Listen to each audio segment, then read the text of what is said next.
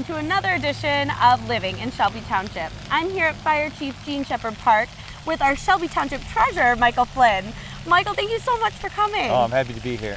Okay, so we're here at the new splash pad. We are. And this is your baby. Tell us a little bit about how this got started as just a small idea. Yeah, it's a labor of love between myself as the board Parks and Rec liaison and the Parks and Rec committee, which is a bunch of us that have really, we hope, facilitate taking this from the abomination that it was when you had the deflated dome sitting here to what it is now. So we're all very excited. It's been a true team effort, though. Yeah, and you've been sitting in right from the beginning with these plans. And what has that been like, trying to formulate something brand new for the township kids and the families that live here? Well, it's I'll tell you what, it's been fun. I mean, it's like it's like building a pool in your backyard, except for 80,000 people get to enjoy it. So. Yeah, it has been an interesting experience, because we tried to get it done a couple summers ago. We couldn't quite get there, and then we went back to the drawing board, and we were able to get it done. So we're excited. Yeah, why couldn't we get it back done a few years ago? We had some trouble with, two things. 2 years ago, we had an issue where we just didn't know enough about what was involved in putting a splash pad together. There was a little bit of a learning curve there. And then last year, by the time we got the plans done, we were late in the season, and all the pool men, which is who puts these things together, were booked. So the prices we got were too high, and but we came back this year, and we got the deal we wanted at a good price for a good value for the taxpayer. And you are the treasurer. I am. And you and our township board, everyone talks about being fiscally responsible. We do. Let's talk price. We like to walk the walk and talk the talk. I think the whole project you'll have to confirm this with Joe, but I think it was about $300,000. And the money came from, we're very excited about how we paid for this, because it didn't come out of a new tax millage or the general fund. It came out of those lots that we sold behind the township that had been sitting around since the 70s. And we actually got about $65,000 in private donations too. So. And I like that, as you guys saw, the water goes off after a few minutes so that you're not wasting any water for the township. We're pretty good on water. Dave Miller will give you the exact figures for a daily basis. But yeah, it cycles every 3 minutes, it'll shut off. So if the kids are done for a few minutes and having a picnic or whatever, it'll shut off so we don't waste water, and then they got to go back and hit the button. Yeah, and there's great space for a picnic, great space for a barbecue, fun for the whole family. That's and right. One of the parts that I love the best is that there's no age limit. There is no age limit. You need to have a regulation bathing suit, so you can't just run in your jeans or something like that. But yeah, we were talking about it earlier. If you're a college kid or a high school kid over here playing volleyball and you want to come in and cool off, just come on through the splash pad, cool off, and enjoy your day. So we're not going in after this interview. It's a little cold today, and I don't think you and I we're not wearing our regulation bathing suits. That's right. And is it free to come in here? It's limited to township residents and their guests. Okay. And it's just a nominal fee to defer the cost of the water, and that's for a family of. It's $25 a year for a family pass, and that includes mom, dad, and up to 4 minor children. So we think that's a pretty good deal. Yeah. And if you just want to come in for the day, it's $2 a kid. Mom and dad, if they're just going to sit here and watch, they don't have to pay. So and grandpa goes for them too. So if grandpa has a grandson that lives in Rochester or Sterling Heights or wherever, he can bring him in, pay the $2, and enjoy a great day with his grandson. Oh, that's so fun. So we'll be seeing you out here this summer then. I'll be at the press preview tomorrow, and maybe with my nieces and nephews at some point. But yeah, I hope the people enjoy it, and I think they will. Absolutely. Thank you so much for being here, and My congratulations. Pleasure. Thanks. Oh, look, a redhead. Staring contest.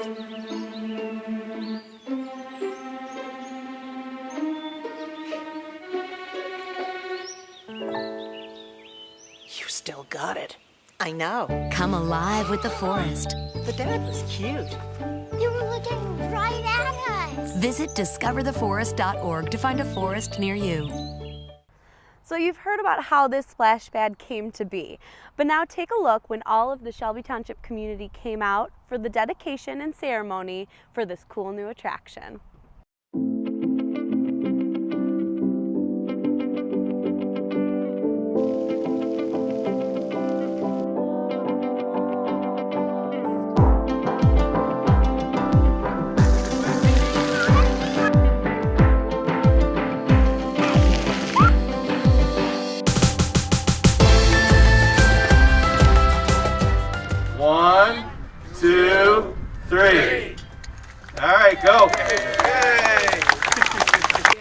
it's a great day, but it has really been a team effort from day one with the Board of Trustees who helped us, find money for this so we didn't have to pay out of the general fund, the private donors that stepped up, and the Parks and Rec Committee, of which I'm the liaison. They worked like crazy over the last couple of years, researching, coming back with recommendations from different parks in the area, and really putting the effort in to make this thing happen today.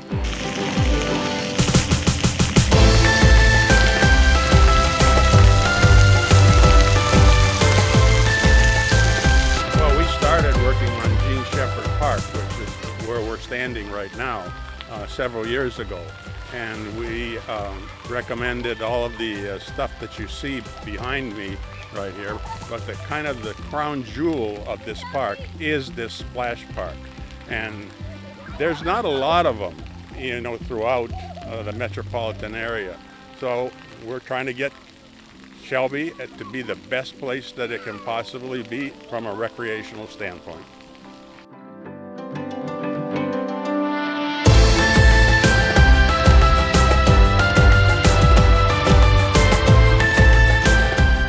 Now that you know a little bit more about the park, let's talk about the man himself, Chief Gene Shepherd, who fought hard against cancer until the very end. Let's see what Chief Gene Shepherd meant to the entire Shelby Township community. And when he took over, it was right after the new board came in, but it was a very difficult time going on, and he really bridged the gap between the fire department and the township board. He brought that relationship to a level it's probably never been at, to keep us at an operating level, trying to maintain services if not increasing services. So he was a very visionary leader. He got us through a very difficult time, and for those that know Gene, he was just a wonderful guy. He would give his shirt off the back if someone had a family problem, whatever. Even before he was chief, he was always that one person, whether on his shift or around the department, that people that needed help or needed to talk. He was someone to always lend an ear to, and support them every way he could. He was just a very, very great individual. Well, first of all, he was an outstanding fire chief. He was a very dear friend of mine too. I got to know him very well. In fact, I remember going to his house in his final days. I think the day before he died, I went to his house and had a talk, and I knew it would be the last time we talked, and it was. We had some nice conversation. We prayed together. Very devoted Christian man. I liked him as a leader as well, especially here in Shelby Township. He inspired trust. He had integrity. He was a good planner. Planned really well, and he was strategically focused. But Chief Shepherd, I knew very well, and I often think about him, and every time I go past Gene Shepherd Park, I think about how nice it is that everybody here in Shelby Township remembered him for what he did for all of us. So no matter where you go around here, he's still talked about, and obviously when that park came about, the board did it for good reason, because that was a lasting tribute.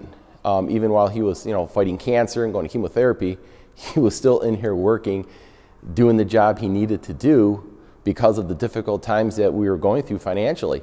And the tribute that the board gave to him, I think it was absolutely a perfect reminder of what he meant to the department. With a park and children, he was very family orientated, and just an awesome guy.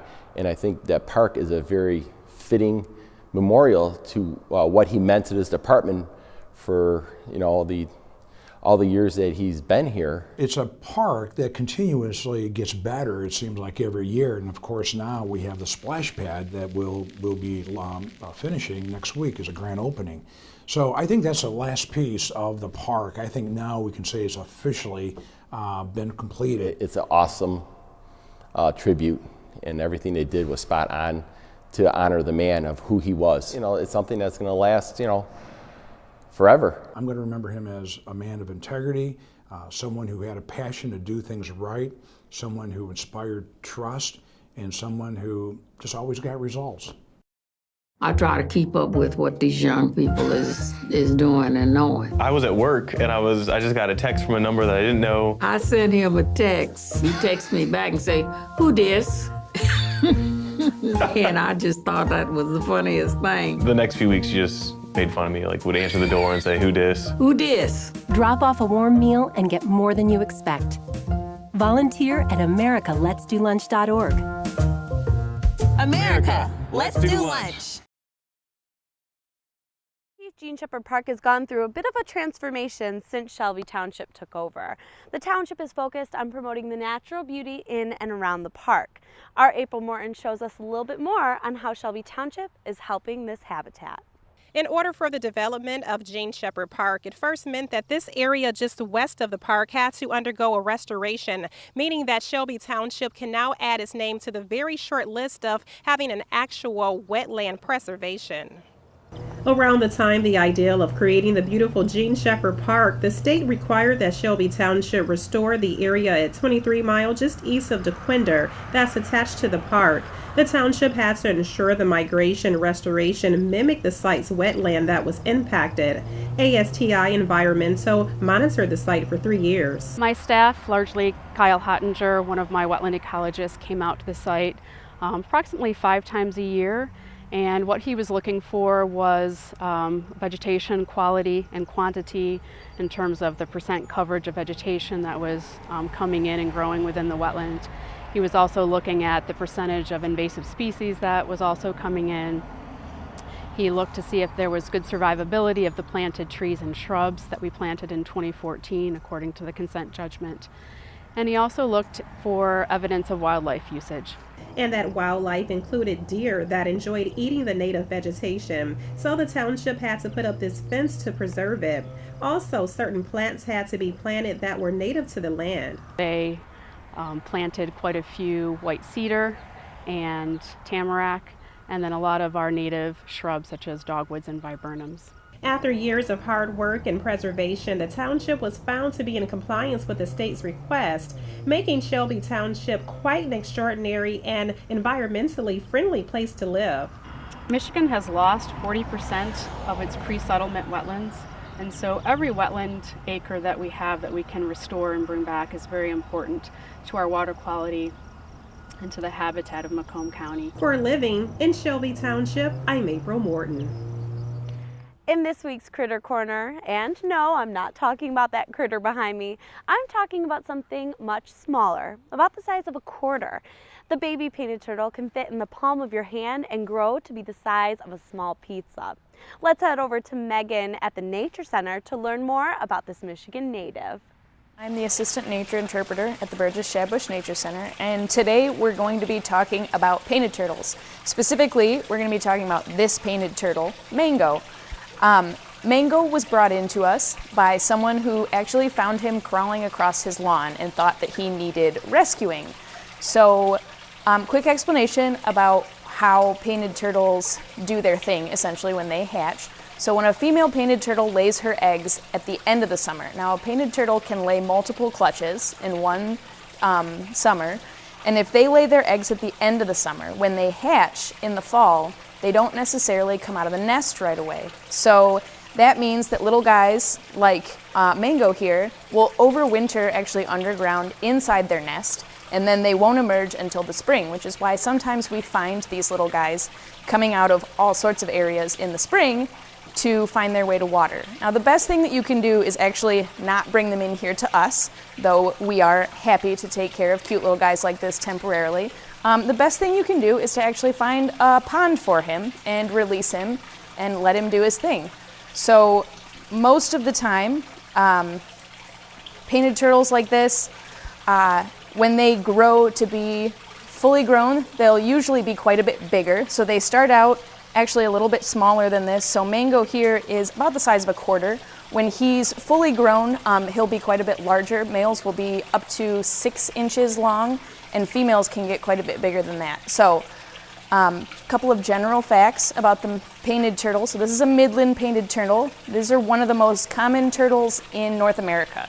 They are the state reptile for 4 different states, including ours.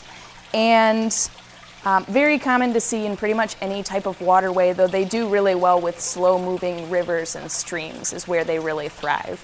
But these guys are really good at living around people.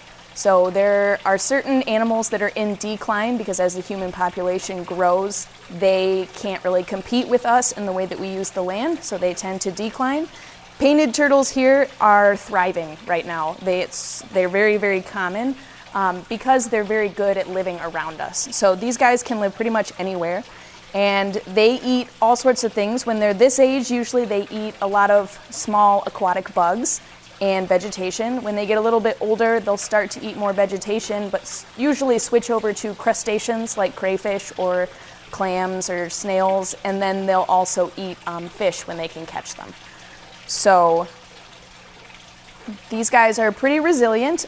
You can find them all the way up into Canada, so you can even find them like in mountain ranges. The Porcupine Mountains, the female turtles will actually crawl to the top of the mountain to lay their eggs, and then it kind of gives their babies the advantage to climb back down the mountain as opposed to climbing up it. So that's kind of cool. I think that's an interesting little tidbit. Hey, let's check out this park.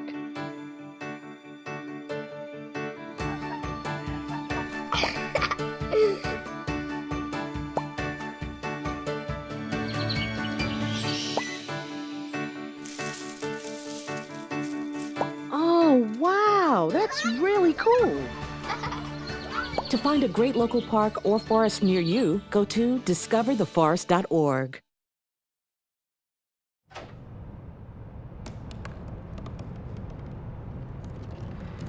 They said I couldn't dream.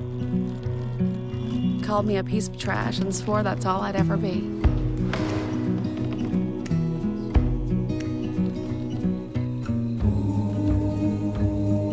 Said a bottle couldn't see the ocean.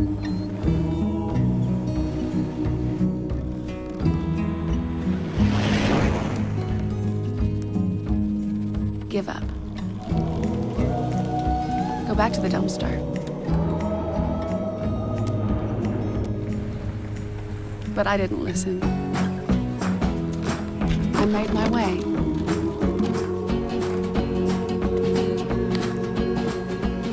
And now, I am what I've always wanted to be.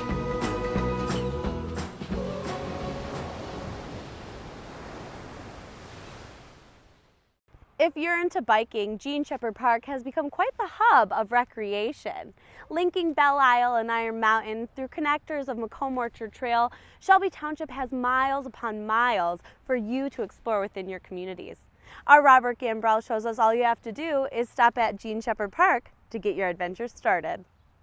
Macomb Orchard Trail starts at 24 and DeQuinder, so part of this whole connector is the Iron Bell Trail, so going from Iron Mountain all the way to Belle Isle. So fortunately for Shelby Township residents, it comes right through all of our park systems. Now, before this new connection to Macomb Orchard Trail came to surface, you might have had an issue with competing with private businesses for parking and access routes to the trails.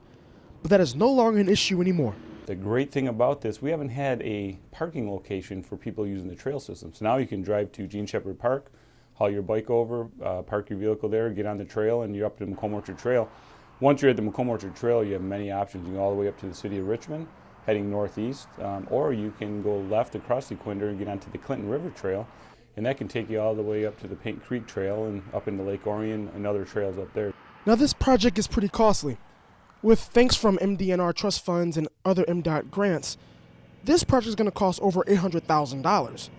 Well, we're always looking for grants here in Shelby Township that, yes, the township has to put up a match, but in return, the amount of monies we're getting through these MDOT grants and TAP grants and trust fund grants, it's something that is really worth the efforts, because here in Shelby Township for our Parks and Rec, we're trying to improve the quality of life for our residents. Along with the Macomb Orchard Trail, the rustic hiking trail is another trail that you'll never get lost on, because all you have to do is follow the smell of the sweet donuts. Because they'll take you right to the 8th cider mill. So it's a beautiful trail system for hiking. So it's not suitable for strollers through that area. But if you want to go for a nice little hike, it's a nice little loop, just over 1.5 miles as well. And plus, you can take your break, like I said, and get your cider and donuts, and continue back around and come back to Gene Shepherd Park. So that's all through the woods. We have some signage, beautiful trail. For Living in Shelby Township, I'm Robert Gambrell. That's it for this edition of Living in Shelby Township. Thanks for watching, and we'll see you next time. Can I play?